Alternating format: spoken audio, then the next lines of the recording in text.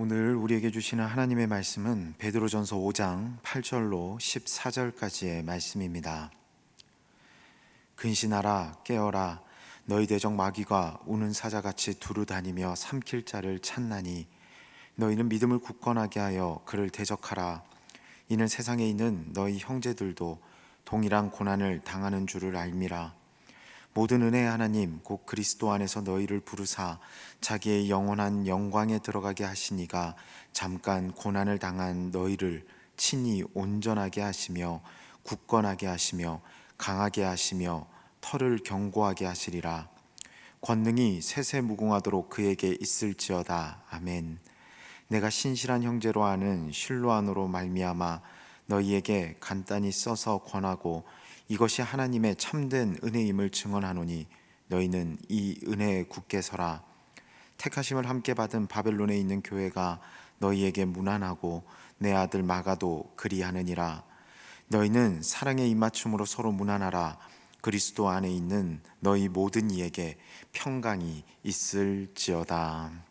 아멘. 연령대에 따라서 강함의 기준이 달라지는 것 같습니다.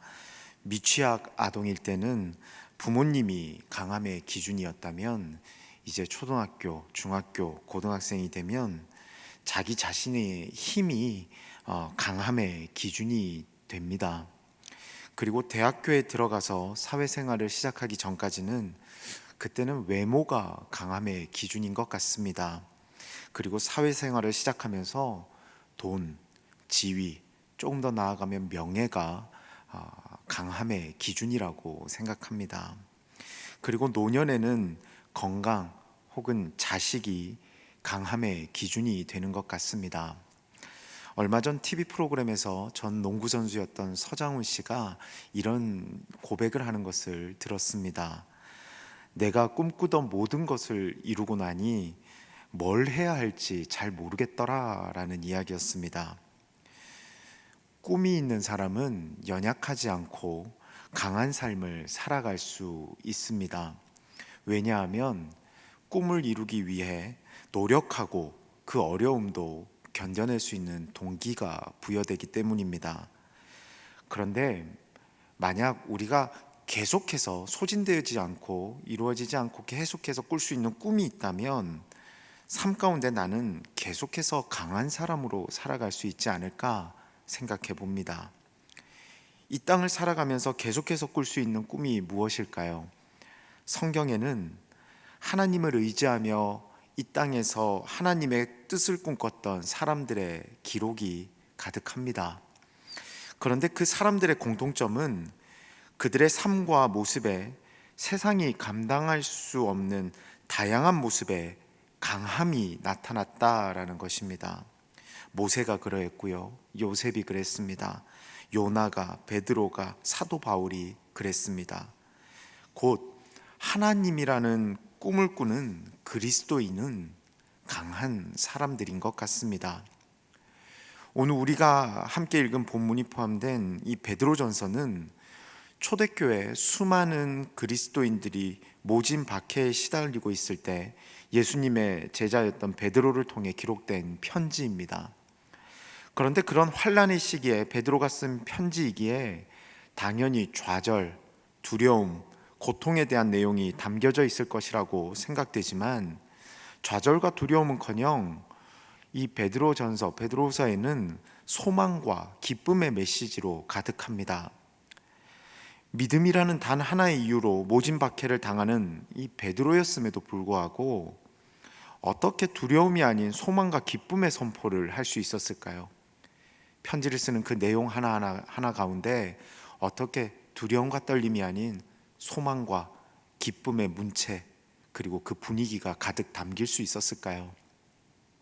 우리 성도님들과 함께 오늘 본문 10절을 한 번 더 보기를 원하는데요. 본문 10절에 보니까 모든 은혜의 하나님 곧 그리스도 안에서 너희를 부르사 자기의 영원한 영광에 들어가게 하시니가 잠깐 고난을 당한 너희를 친히 온전하게 하시며 굳건하게 하시며 강하게 하시며 털을 견고하게 하시리라. 아멘. 저는 오늘 본문 가운데서도 이 10절의 말씀을 묵상하면서 하나님이라는 꿈이 있는 사람은 강할 수밖에 없구나. 그렇기에 굴복하지 않고 오히려 더욱 강한 사람으로 세상을 살아갈 수 있는 것이구나 라는 생각을 해보았습니다. 아까 서두에서 서장훈 씨에 대한 이야기를 했습니다. 그가 선수 시절에 다른 선수들과 몸싸움을 하고 그리고 훈련의 고통을 견딜 수 있었던 이유는 그에게는 최고의 농구 선수가 되겠다는 꿈이 있었기 때문입니다. 그런데 시간이 지나고 그 꿈을 다 이루고 나니, 모든 것을 이루고 나니 국내 최고의 선수로 수많은 기록을 가지고 있음에도 불구하고 이제 뭘 해야 될지 모르겠다라는 대답을 하는, 어떻게 보면 연약한 사람으로 바뀌어져 있음을 보게 됩니다. 그런데 오늘 본문을 기록한 베드로는 어떻습니까? 약한 사람이 아닌 강한 사람으로 보입니다. 예수를 믿는다는 이유 하나만으로 핍박과 고난이 있었고 아픔도 있었습니다. 하지만 베드로는 로마와 세상에 대적했고 굴복하지 않습니다. 하나님이라는 꿈이 있기 때문입니다. 본문 10절을 한 번 더 보시죠. 모든 은혜의 하나님 곧 그리스도 안에서 너희를 부르사 자기의 영원한 영광에 들어가게 하시니가, 잠깐 고난을 당한 너희를 친히 온전하게 하시며 굳건하게 하시며 강하게 하시며 털을 견고하게 하시리라. 영원한 영광에 들어가게 하시니 곧 하나님으로 인해 이 땅에서의 승리뿐만 아니라 나도 영원한 영광에 들어가게 될 것이라는 이 꿈이 베드로에게는 있었던 것입니다. 그렇기에 그는 문체에서도 그리고 분위기에서도 그의 선포에서도 강한 사람의 모습을 드러낼 수밖에 없었다라는 것이죠. 자주 인용하는 성경의 말씀이지만 사무엘상 17장 45절에 보니까 다윗이 블레셋 사람에게 이르되 너는 칼과 창과 단창으로 내게 나아오거니와 나는 만군의 여호와의 이름 곧 내가 모욕하는 이스라엘 군대의 하나님의 이름으로 내게 나아가노라. 다윗은 골리앗과 싸우러 나아갑니다. 누가 봐도 다윗은 약한 사람으로 보입니다. 그런데 그는 정작 약하지 않습니다. 오히려 강한 사람이 드러낼 수 있는 담대함과 자신감이 가득합니다. 어떻게 이럴 수 있었을까요? 그는 골리앗의 키와 무기와 소문에 굴복하지 않았습니다. 소멸하지 않는 영원하신 하나님이라는 꿈이 있기에, 하나님을 믿는 믿음이 이 다윗에게 있기에 만군의 여호와 이름을 내세우며 당당하게 나아갑니다. 그 결과가 무엇입니까? 골리앗을 때려눕히고 세상의 평가를 뒤집으며 하나님과 함께한 강한 사람으로서 골리앗과의 싸움에서 승리합니다. 사랑하는 성도 여러분, 하나님을 붙잡고 사는 자, 하나님을 꿈꾸는 이가 강한 사람임을 믿으시기를 주님의 이름으로 축원합니다. 하나님이라는 꿈이 있는 사람은 흔들리지 않습니다. 천국이라는 꿈이 있는 사람은 어려운 상황과 환경을 이겨낼 수 있습니다. 서두에서 나이가 들면서 꾸는 꿈이 바뀌어진다고 했었습니다. 물론 세상적인 꿈은 바뀔 수 있겠지만 그 무엇보다 하나님이라는 꿈을 놓치지 않는 저와 여러분의 삶이 되시기를 주님의 이름으로 축원합니다.